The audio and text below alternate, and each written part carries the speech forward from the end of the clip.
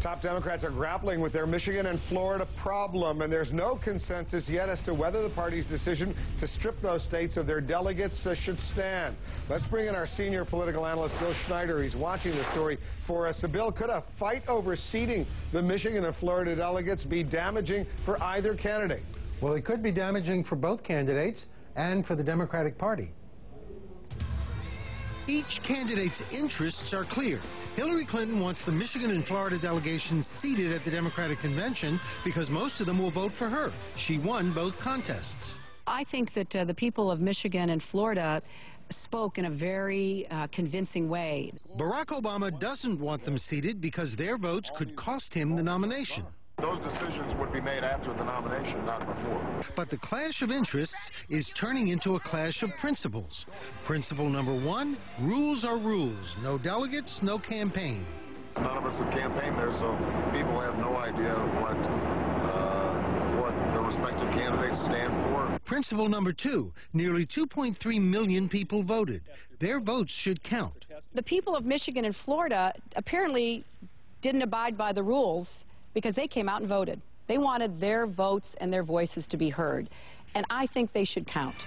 The Democratic National Committee has floated the idea of organizing caucuses to select delegates. If there is a way of organizing something in those states where both Senator Clinton and I can compete, and we have enough time to make our case before the voters there, I think that would be fine with me. Unfair, say Clinton's supporters. You can't undo an election where 1.7 million Florida Democrats have gone to vote in a secret ballot and replace it with a caucus that maybe 50,000 people would show up. Another clash of principles and interests. You see, Obama has won 12 out of 13 caucuses. He'd be very happy to see Michigan and Florida organize caucuses to choose their delegates. Interests can be compromised. Principles cannot. And that's why the fight over seating the Michigan and Florida delegates is getting very tough. Wolf? This is a serious problem for the Democrats. The superdelegates that I talk to are uncomfortable with the notion that they would override decisions made by voters. So will those party leaders and activists follow Obama's cue? As the nominee, they're feeling pressure to do the right thing. But what exactly is the right thing for these superdelegates to do? Joining us now in our strategy session, the Democratic strategist, Stephanie Cutter, and the Republican strategist, Rich Galen. What is the right thing, Stephanie, for these so-called superdelegates to do? Vote their conscience, vote for their constituents in their respective states, go with the majority nationwide? A lot of questions. A lot of questions, but a couple of things, Will. First of all, the race isn't over yet. We've got several contests to go. Coming out of these contests, we're likely to have a candidate with more pledged delegates than not. These superdelegates were never meant to represent their congressional district or their state. They're really kind of delegates at large, which means they're voting on behalf of the party and the country. So it really does come down to their conscience and where they believe the will of the people are.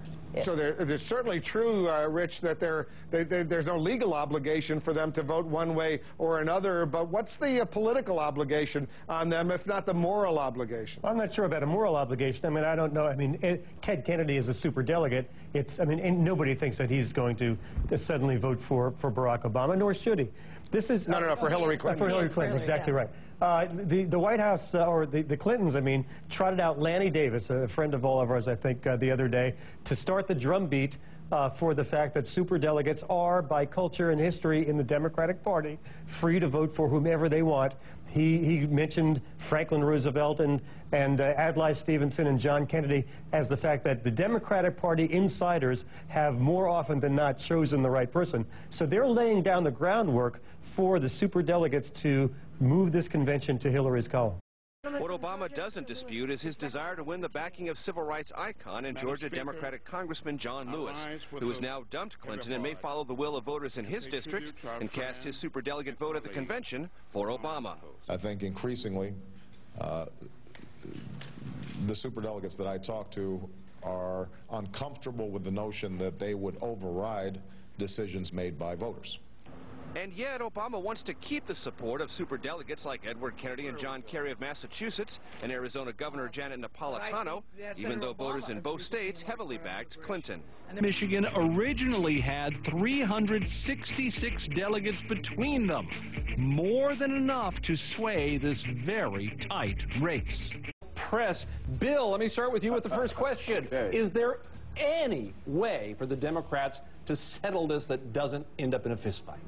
No, somebody's not going to be happy. But I just got to say, you know what? I'm glad we're having this fist fight because this proves that having Iowa and New Hampshire always first is not going to work. And they tried to fix it this year, and they just made it worse. As long as they leave Iowa and New Hampshire in that prime spot where they don't belong, we're always going to have problems like this. My own feeling is let them count the delegates. They voted. People came out to vote. Count the delegates. I don't care. Count the delegates. Count the delegates.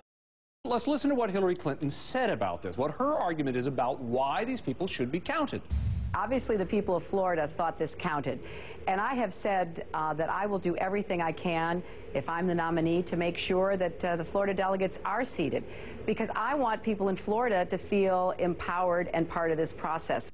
But, Bill, here's the thing that I don't get about this. How can you have a vote in a state where everybody's not running and not campaigning, and the state has been told you won't count, and then come back? You know what that's like? That's like having a warm-up for a baseball game, and then 7 innings in when you're behind saying, I want to count the home runs from the warm-up. I know. Mark and I agree on one thing. I mean, there's no perfect solution here. I mean, there is no easy solution here either.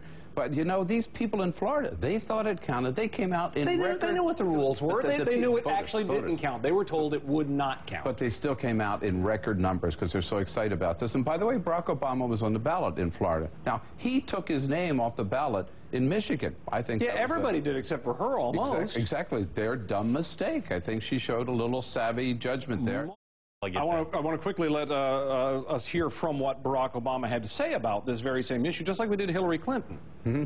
It certainly wouldn't be fair to allocate voters or allocate delegates based on a non-campaign. We did not campaign in those states. So there may be ways that we can manage this, having a caucus, for example, in either of those states that gives both of us an opportunity to compete for delegates. Bill, it seems to me that this is the fundamental issue for a lot of voters.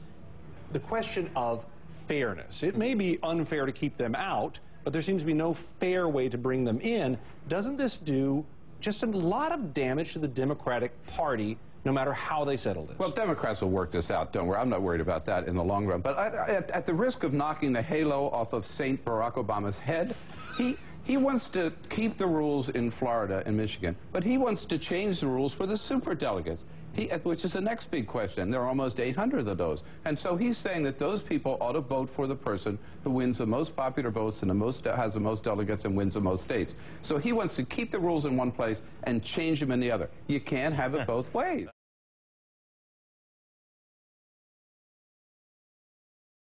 Of picking a president for the Democratic Party, I've never seen such intense interest as we're seeing across our country. And I think it's fair to say, based on our recent experience, that Florida will once again be a battleground state. Senator Barack Obama's campaign also says it disagrees with the National Committee's ruling and says whomever the nominee is will fight to get Florida's delegates involved in the convention.